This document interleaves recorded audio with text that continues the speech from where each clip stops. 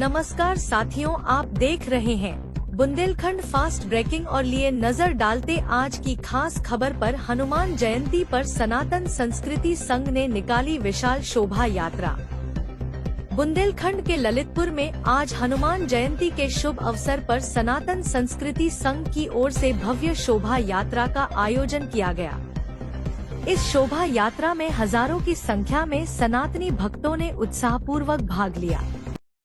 संघ की अध्यक्ष हरिप्रिया भार्गव के नेतृत्व में निकाली गई इस शोभा यात्रा में हनुमान जी के विभिन्न स्वरूपों की आकर्षक झांकियों के साथ साथ अखाड़ों द्वारा दमदार प्रदर्शन भी किया गया। शोभा यात्रा जैसे जैसे नगर के मार्गों से गुजरी, वहां का वातावरण पूरी तरह भक्ति में रंग गया। स्थानीय लोगों ने शोभा यात्रा का फूलों की वर्षा कर स्वागत किया। वहीं सनातन संस्कृति संघ के पदाधिकारियों ने भी भक्तों पर पुष्प वर्षा कर वातावरण को और भी पावन बना दिया। जगह जगह श्रद्धालुओं द्वारा स्वागत द्वार बनाकर यात्रा का भव्य स्वागत किया गया। संघ की अध्यक्ष हरिप्रिया भार्गव ने बताया कि सनातन संस्कृति संघ की शुरुआत बुंदेलखंड की पावन धरती से हुई थी और आज यह संगठन देश भर में सनातनियों को जोड़ने का कार्य कर रहा है। पिछले वर्ष संघ द्वारा देश के विभिन्न राज्यों में 5 भव्य शोभा यात्राओं का आयोजन किया गया। उन्होंने आगे बताया कि संगठन केवल धार्मिक आयोजनों तक सीमित नहीं है, बल्कि अंग्रेजी शिक्षा के साथ साथ बच्चों को वेदों एवं शास्त्रों का ज्ञान देने की दिशा में भी काम कर रहा है। इसी क्रम में जल्द ही वेदशालाओं की शुरुआत की जा रही है, जहां बच्चों को सनातन धर्म से जुड़े ग्रंथों का अध्ययन पूरी तरह निशुल्क कराया जाएगा। इस अवसर पर राजेंद्र सिंह कुशवाहा, मनोज जैन, डॉक्टर आदर्श शर्मा, सुनील पाराशर समेत बड़ी संख्या में श्रद्धालु एवं गणमान्य नागरिक उपस्थित रहे। बुंदेलखंड फास्ट ब्रेकिंग के लिए झांसी से हमारे संवाददाता ब्रिजेश परिहार की खास रिपोर्ट।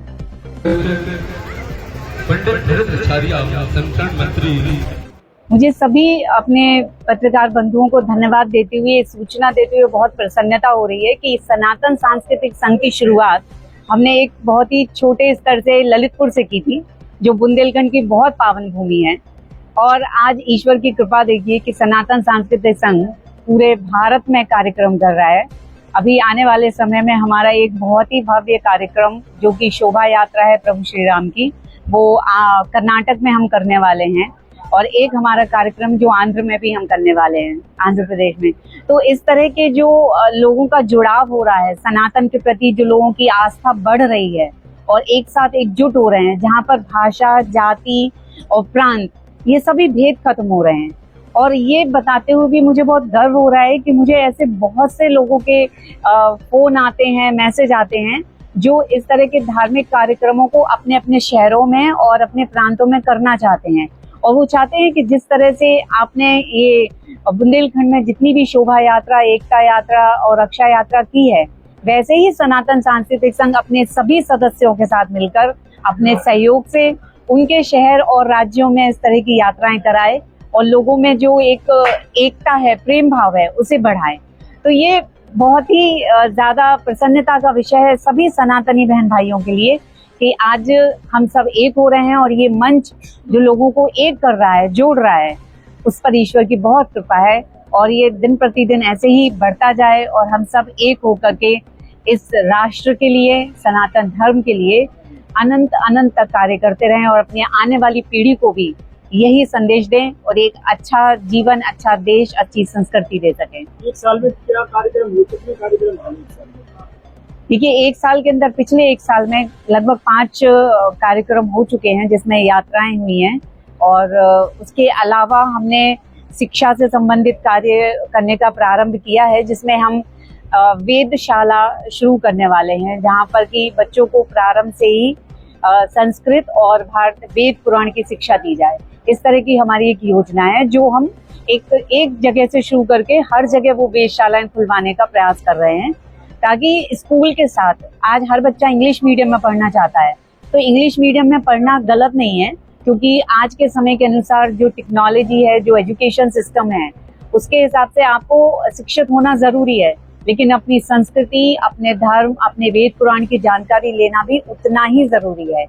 तो वैसे ही हमने ये योजना की है कि हम सभी बच्चों को, सिर्फ बच्चों को नहीं, वो सभी किसी भी उम्र का कोई भी सनातनी बहन भाई जो अपने वेद शास्त्रों के बारे में जानना चाहता है, पढ़ना चाहता है और वो समझना चाहता है कि हमारे वेद पुराणों में लिखा क्या है, तो वो इन वेदशालाओं में आकर के वो शिक्षा ले सकता है।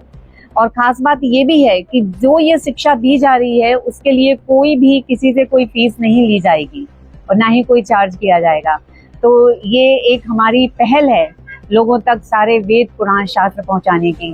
अभी कल ही हमने प्रभु महावीर का जन कल्याणक मनाया है और बहुत ही हर्षोल्लास के साथ सबने मनाया है।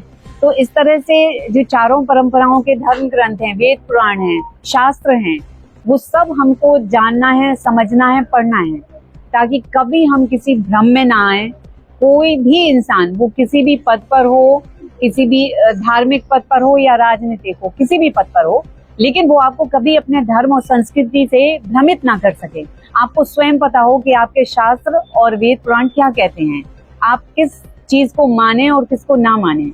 तो ये जो एक भ्रम होता है, क्योंकि सनातन धर्म जो है वो एक विशाल समुद्र की तरह है, उसको समझना, उसको जानना इतना आसान नहीं है और उसके लिए जरूरी है कि हम थोड़ा थोड़ा कर करके अपने पुराणों को, शास्त्रों को पढ़ें और जागृति लाएं हम सब में। तो ये प्रयास हम बहुत ही जल्द करने वाले हैं, जिसकी सारी योजना बन चुकी है और सभी का हमें सहयोग मिल रहा है।